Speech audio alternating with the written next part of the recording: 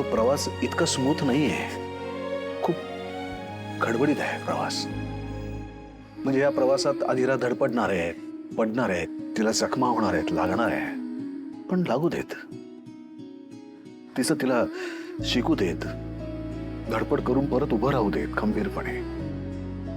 मी लांब उभं राहून हे सगळं बघणार आहे, पण मी दरवेळेस मदतीचा हात पुढे नाही करणार.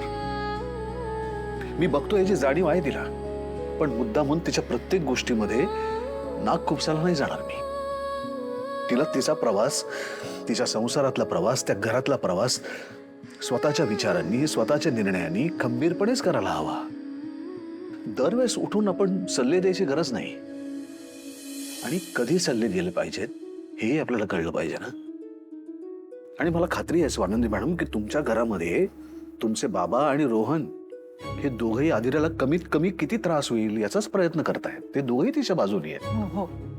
मग अशा वेळेस जर आपण त्याच्या विपरीत जाऊन तिला एखादा सल्ला दिला आणि तिने त्यातनं काहीतरी वेगळाच निर्णय घेतला तर काय होईल? वातावरण बिघडून जाईल. मग रोहन आणि तुमचे वडील करत असलेल्या प्रयत्नांना काय अर्थ राहिला? त्यांच्या प्रयत्नांची, ते जे काही आदिरासाठी करतायत त्याची किंमत आपण ठेवली पाहिजे ना. तर त्याची किंमत आपणच कमी केल्यासारखी होईल, त्यांच्यावरचा विश्वास आपणच कमी केल्यासारखं होईल. आणि त्यांचं ना एक कुटुंब आहे, एक युनिट आहे, त्यामुळे त्यांचे प्रॉब्लेम्स जे आहेत ना ते त्यांचे त्यांना सोडू दे. कळतंय का? हो हो, मी तुम्हाला प्रॉमिस करते ह्याच्यापुढे तुमच्या चिमणीला नाही त्रास होणार. आणि कुणालाही तिलाच नाही कुणालाही सल्ला देताना मी 10 वेळा विचार करेन. नाही नाही, तुम्ही असं एकदम बोलू नका. मग हसून बोला. हे रिअलायझेशन हॅपी आहे की नाही, किंवा हॅपी रिअलायझेशन आहे की नाही, मग हसून बोला ना. असं तुमचा रडका चेहरा, रडवेला झालेला चेहरा ना खरंच नाही बघवत. पण मग नाही नाही, असं नाही, हसा, हसून बोला. नाही नाही मी काहीतरी करू का तुमच्यासाठी? मी व्यायाम करून दाखवू का तुम्हाला?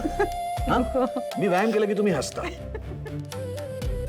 नाही असं खरं सांगा, मला व्यायाम करताना बघून तुम्हाला हसायला येतं? नाही तुम्ही हसता, मला व्यायाम करताना बघून तुम्ही हसता. लपवू नका. थांबा, आता मी तुम्हाला ना कवायतच करून दाखवतो. नाही नको अहो नको, मला पटलं तुमचं. पटलं? कवायत पण बघण्याची इच्छा नाही आता माझी. म्हणजे मला माझ्या डोक्यात जो विचार आहे तुमच्याबद्दलचा तो करेक्ट आहे. म्हणजे माझ्याकडनं असा घाम निघाला व्यायाम करून की तुम्हाला आसुरी आनंद होतो. ते बघा दिसते तुमच्या चेहऱ्यावरती. का आता मी कवायत सुद्धा करायची नाही का तुमच्यासोबत? तेवढी तुम्हाला बघायची नाही? खूप विचित्र आहात. तुम्ही पण कमी नाही आहात Swanandi madam.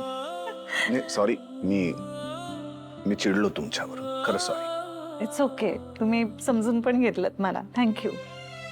Okay Swanandi madam, म्हणजे तुमच्यामध्ये थँक्यू म्हटल्यानंतर ओके म्हणतात ना, म्हणून मी ओके असं म्हटलं तुम्हाला. Okay, good night. झोपा आता. Good night. Sleep tight.